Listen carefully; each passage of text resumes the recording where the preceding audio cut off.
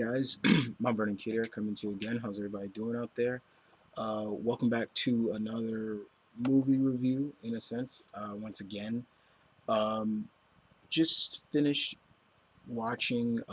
Pretty much, you could say this is an advanced review, in a sense of Justice League War, the next animated DC feature that will be coming out next month, actually. But I did get to see it 'cause, like, once again, like I said, it was an advanced. As you all know, this story is based off of the New 52 Justice League by Jeff Johns and Jim Lee. The first 6 issues, and of course, there are some changes to the story as well as to the lineup and certain things as well. So I think I'll just give my overall opinion on it first. Like, did I like it? Did I hate it? Overall, it was a very enjoyable movie. It really was. I did enjoy it.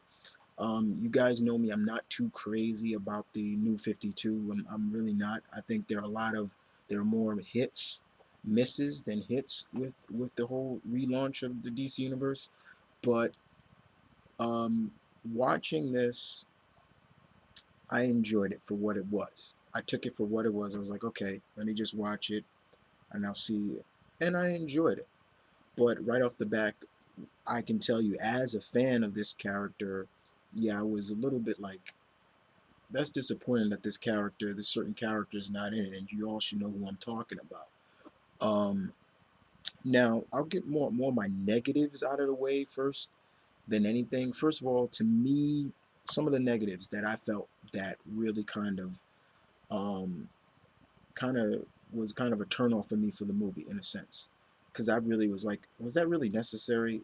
For example, a lot of profanity. I felt that even if it wasn't, they weren't saying, shit and things like that a lot, but a lot of the the damn and what the hell, things like that. I was really like, was that really necessary?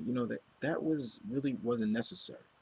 Um, I felt that another thing that I didn't like was, I'm a huge fan of Wonder Woman, and the way they portrayed Wonder Woman in this was like, yeah, she was almost a comic relief, and I was like, no, she's not supposed to be like that. And I'm not saying there's a scene, if you know the comic, where she's talking to a little girl about ice cream, and I thought that was funny because even when I first read the comic, I was even like, okay, that's cute and funny. I went haha, laughed at it, but that felt more like, okay, they using her as a comment, and then I'm almost to the point as well as that Wonder Woman came off too bloodthirsty, in my opinion. She came off too much like she enjoys war. And it's like, and I'm like, that's not Wonder Woman. That's not Diana. She's not supposed to be like that. She's supposed to be an ambassador of peace, and in a sense that felt like that. Once again, another thing that was a negative for me was Superman.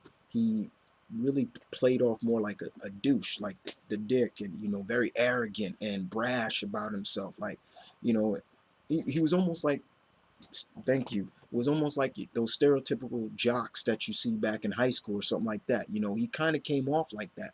When him and Batman and Green Lantern met, it was almost like, he's kind of coming off like, like, yeah, I'm better than you, and so I'm gonna do this to you and things like that. And I was really kind of sad about it. Once again, like I said, because this is the New 52 intake of it, it kind of dwindles the character a bit to me. And of course, the way Jeff Johns wrote Hal in the series was, yeah, Hal was like very arrogant, and he's looking at other people like, I got this, don't worry about it. And but then when you turn the Green Lantern series, Hal was written totally different, which was written by Jeff Johns. So it was like, really, but it was on par to what Johns was writing from in the series, in the comic.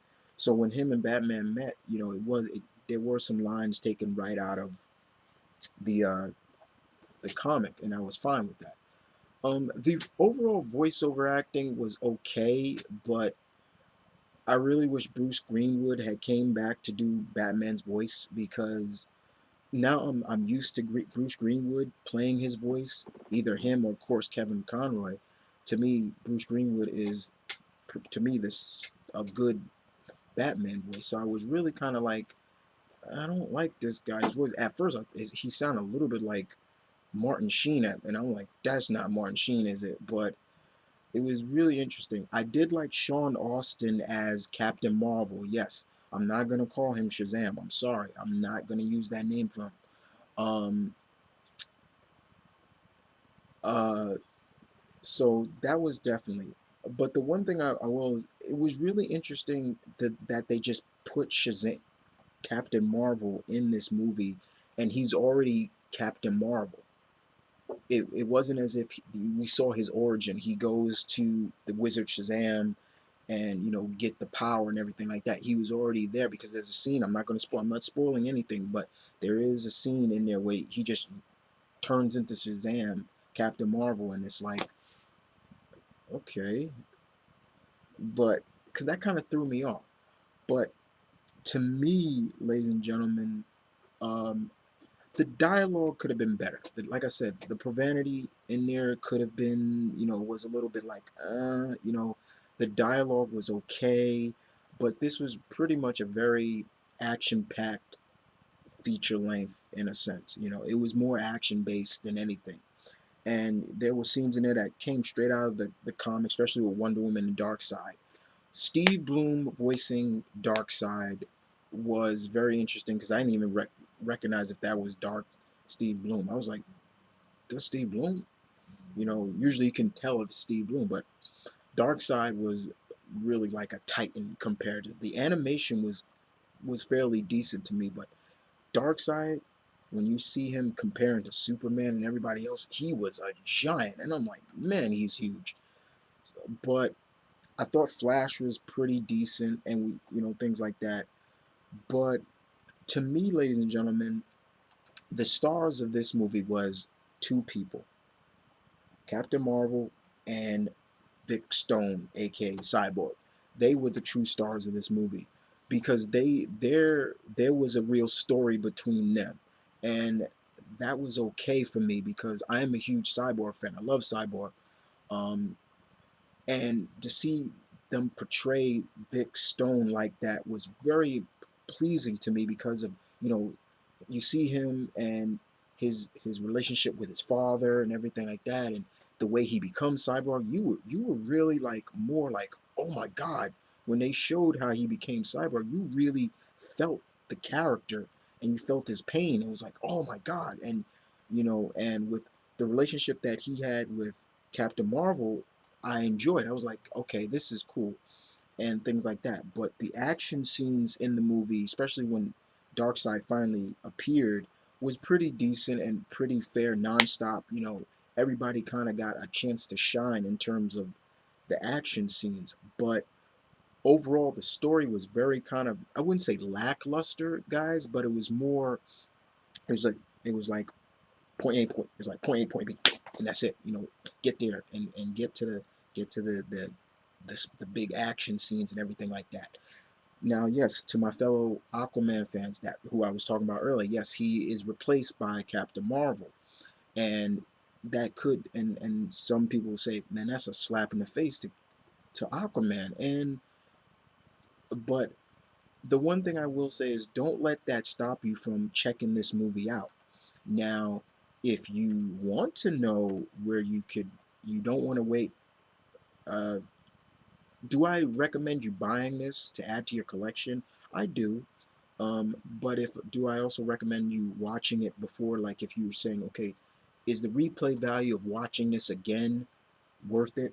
I can give you some place where you can watch it out. You can just message me and I'll tell you. But overall, it was good. The action was good, and I do recommend you stay to the ending because it gives us a tease of what's to come next in this, I guess, the new wave of the 52 animated movies. I'm not going to spoil what it is. Try not to spoil too much for you guys in this, but overall, it was good. I enjoyed it for what it was. But if you're an old school fan like yours truly here, with certainty, with most of these characters, you got to kind of put that on the back burner and kind of look at it like you got to remember, okay, this is the new 52 version of this character, so I got to put it kind of on the back. I got to put my biasness or my nostalgia on the back burner. For example, like I said, Wonder Woman, Superman, a little, uh, I say a little bit of Captain Marvel, but not too much because you got to remember he is a little boy becoming transforming into a man. But once again, I thought Sean Austin did a great job as him. The And of course, now the other question you probably are asking yourselves, guys, is do they play up the Superman Wonder Woman relationship?